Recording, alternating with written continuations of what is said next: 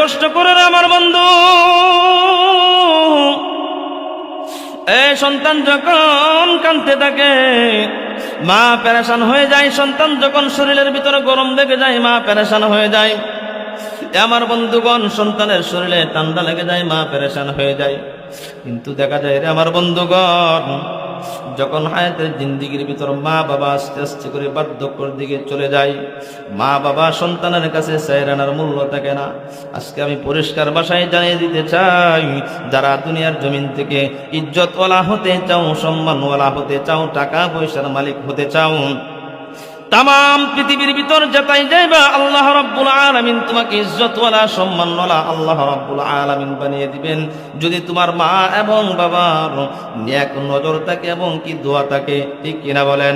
এই জন্য বেশি বেশি মা এবং বাবার খেদমত করার কথা কে বলেছেন? আল্লাহ রাব্বুল আলামিন বলেন ওয়াবিল ওয়ালিদাইনি ইহসানা, পিতা এবং মাতার সাথে সম্মানজনক কথা বলার কথা বলেছে, ইহসান করার কথা বলেছে। এই জন্য আমরা আজকে এখান থেকে প্রতিজ্ঞা করব, আমাদের মা বাবা যাদের জীবিত আছেন তাদের বেলায় কিন্তু আমরা চোখ রাঙিয়ে এক সেকেন্ডের জন্য কথা বলবো না, পারবো তো ইনশাআল্লাহ? আয় আল্লাহ তুমি কবুল করো, লিল্লাহি তাকবীর। হাত তুলে দেখাই, আয় আল্লাহ তুমি কবুল করো, মঞ্জুর করো। আজকে তারা প্রতিজ্ঞা করেছেন পিতা মাতার সাথে সম্মানজনক কথা বলবে, কষ্ট দিবে না, দুঃখ দিবে না, তাদের সাথে চোখ রাঙিয়ে কথা বলবে না। আল্লাহ তুমি কবুল করো, মঞ্জুর করো, সকলেই বলে আমিন।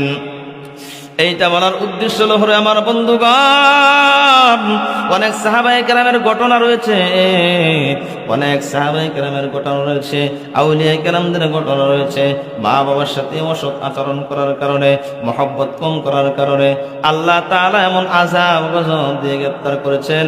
শুধু তাই নয় রে আমার বন্ধুগণ, নীল আকাশের নিচে জমিনের উপরে যারাই দুনিয়ার হায়াতের জিন্দেগির ভিতর মা বাবাকে অন্য চোখে দেখবে, কারা, আমি আলোচনা লম্বা করব না।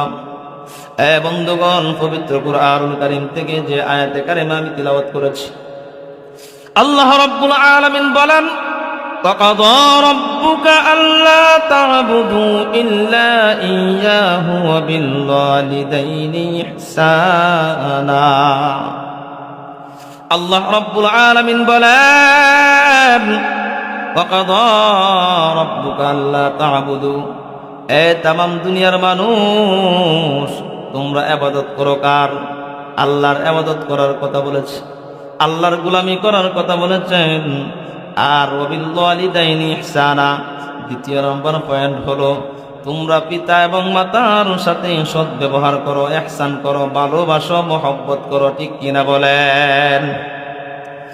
বর্তমান সময়ের আমার বন্ধুগণ, সুন্দরী নারী পাওয়ার পর, সুন্দরী গাড়ি পাওয়ার পর, সুন্দর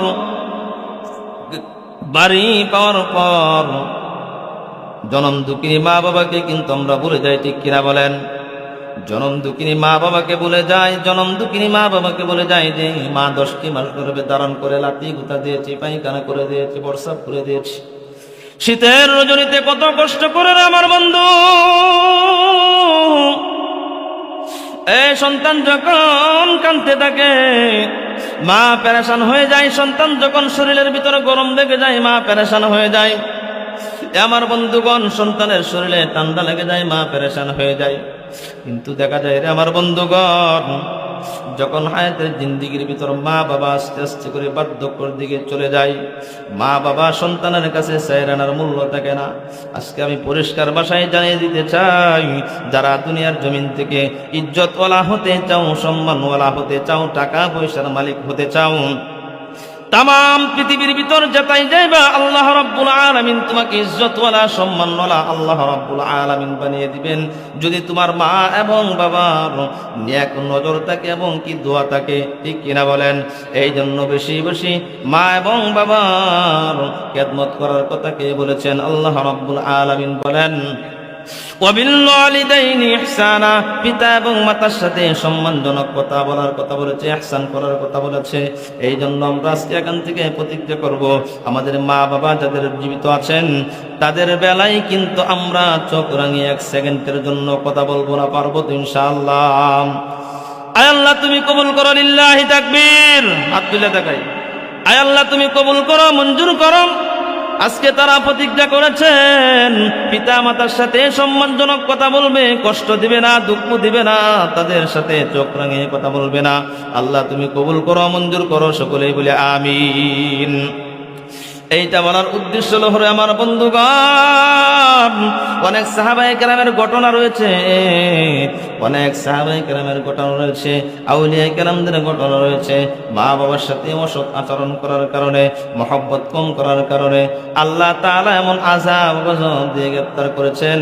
শুধু তাই নয় রে আমার বন্ধুগণ, নীল আকাশের নিচে জমিনের উপরে যারাই দুনিয়ার হায়াতের জিন্দেগির ভিতর মা বাবাকে অন্য চোখে দেখবে, খারাপ আচরণ করবে, তারাই কিন্তু লাঞ্ছিত, বঞ্চিত, অপমানিত। সমাজের কাছেও কিন্তু তাদের মূল্য 10 পয়সাও থাকে না। ঠিক কিনা বলেন? এই জন্য আজকে আমার মেন কথা হলো, পিতা মাতা চিরদিন থাকে না, মরার পরে 7টা হোক, জীবিত থাকতে 7টা হোক, 14টা হোক নিয়ে কথা বলার তো সুযোগ নাই, সময় তো তেমন নাই। ঠিক কিনা?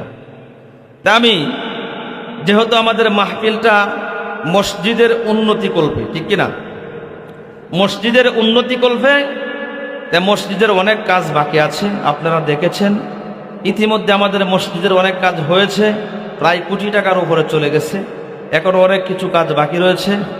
আজকে আমরা আলোচনা করলাম শুধু ফাউন্ডেশনটুকু করলে 3 তলা 5 থেকে 6 লক্ষ টাকার কাম, ঠিক কিনা? তারপরে হচ্ছে কাজ। এই মসজিদ এইটা হলো বাইতুল্লাহ শাখা।